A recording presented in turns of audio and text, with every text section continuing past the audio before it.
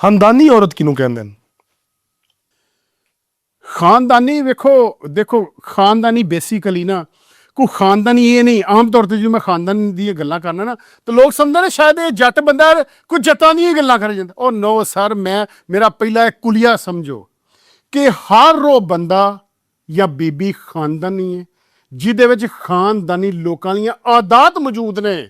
ਕਿਰਦਾਰ ਆਦਾਤ ਠੀਕ ਹੈ ਨਾ ਜੀ, ਜਿਹਦਾ ਕਿਰਦਾਰ ਹੈ, ਜਿਹਦਾ ਅਖਲਾਕ ਹੈ, ਜਿਹਦੇ ਖਾਨਦਾਨੀ ਲੋਕਾਂ ਦੀਆਂ ਆਦਾਤ ਨੇ, ਉਹ ਕਿਸੇ ਵੀ ਨਸਲ ਦਾ ਕਿਸੇ ਵੀ ਬਰਾਦਰੀ ਦਾ ਬੰਦਾ ਹੋਵੇ ਤੇ ਮੈਂ ਕਹਿੰਦਾ ਭਾਵੇਂ 1000 ਏਕੜ ਦਾ ਮਾਲਕ, ਭਾਵੇਂ ਪਿੰਡ 10 ਪਿੰਡਾਂ ਦੀਆਂ ਚੌਧਰਾਵਾਂ ਹੋਣ ਤੇ ਭਾਵੇਂ ਜੱਟ ਬਰਾਦਰੀ ਉਹਦੇ ਜਿਹੜੇ ਵੀ ਹੋਵੇ, ਅਗਰ ਉਹਦਾ ਕਿਰਦਾਰ ਐਸਾ ਨਹੀਂ, ਅਗਰ ਉਹਦੇ 'ਚ ਖਾਨਦਾਨੀ ਲੋਕਾਂ ਦੀਆਂ ਆਦਾਤ ਨਹੀਂ ਤਾਂ ਪਲਾਜ਼ਿਆਂ ਦਾ ਮਾਲਕ ਹੋ ਕੇ, ਜ਼ਮੀਨਾਂ ਦਾ ਮਾਲਕ ਹੋ ਕੇ, ਖੁਦਾ ਦੀ ਕਸਮ ਹੋ ਕੇ ਝੂਠ ਇਨਸਾਨ ਹੈ, ਉਹ ਖਾਨਦਾਨੀ ਬੰਦਾ ਨਹੀਂ। ਔਰ ਇੱਕ ਗਰੀਬ ਮਜ਼ਦੂਰੀ ਕਰਨ ਵਾਲਾ ਬੰਦਾ ਅਗਰ ਉਹਦੇ 'ਚ ਵੀ ਖਾਨਦਾਨੀ ਆਦਤਾਂ ਨੇ ਤਾਂ ਉਹ ਖਾਨਦਾਨੀ ਬੰਦਾ, ਔਰ ਇਹਦਾ ਬਰਾਦਰੀ ਨਾਲ ਕੋਈ ਤਲਕ ਨਹੀਂ ਹੈ। ਮੇਰੀ ਗੱਲ ਸਮਝ ਲਓ ਤੁਸੀਂ। ਔਰਤ ਅੰਦਰ ਵੀ ਆਦਾਤ ਹਰ ਗੱਲ ਹੈ ਸਰ। ਉਹ ਆਦਾਤ ਕਿਨ ਵੇਖੋ, ਆਦਾਤ ਵੇਖੋ ਨਾ ਇਹੋ ਹੀ ਹੈ। ਤੁਸੀਂ ਜੋ ਫਸਟ ਟਾਈਮ ਕਿਸੇ ਦੇ ਘਰ ਆ ਗਏ ਹੋ ਤਾਂ ਤੁਸੀਂ ਬੈਠੇ ਡਰਾਇੰਗ ਰੂਮ ਵਿੱਚ ਹੋ ਤੇ ਤੁਹਾਨੂੰ ਡਰਾਇੰਗ ਰੂਮ ਵਿੱਚ ਬੈਠਿਆ ਬੀਬੀ ਦਾ ਪਤਾ ਲੱਗ ਜਾਣਾ ਉਹਨੇ ਕੁਝ ਪਾਣੀ ਵੀ ਘੱਲਣਾ, ਉਹਨੇ ਕੋਈ ਚਾਹ ਵੀ ਘੱਲਣੀ ਹੈ, ਉਹਨੇ ਕੋਈ ਰੋਟੀ ਵੀ ਘੱਲਣੀ ਹੈ। ਪਹਿਲੇ ਨੰਬਰ ਤੇ ਬੰਦੇ ਨੂੰ ਉਹੀ ਪਤਾ ਚੱਲ ਜਾਣਾ ਕਿ ਇਸ ਘਰ ਦੇ ਅੰਦਰ ਬੀਬੀ ਕਿਹੜੀ ਹੈ।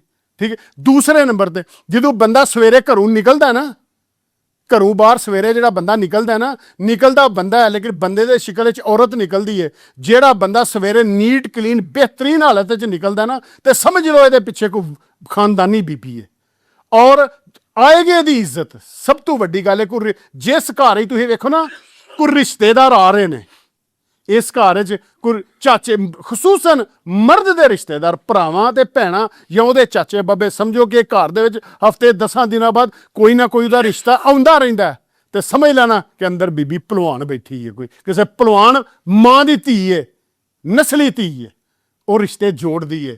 ਤੇ ਜਿੱਥੇ ਲੜਾਈਆਂ ਪਈਆਂ ਹੋਣ, ਭਰਾ ਦੇ ਗਲੇ ਪਏ ਹੋਣ, ਸਾਕ ਕੋ ਵੜੇ ਨਾ, ਤੇ ਫਿਰ ਸਮਝ ਲੈਣਾ ਅੰਦਰ ਬੀਬੀ ਕਿਸੇ ਮਾੜੀ ਤਰਬੀਅਤ ਵਾਲੀ।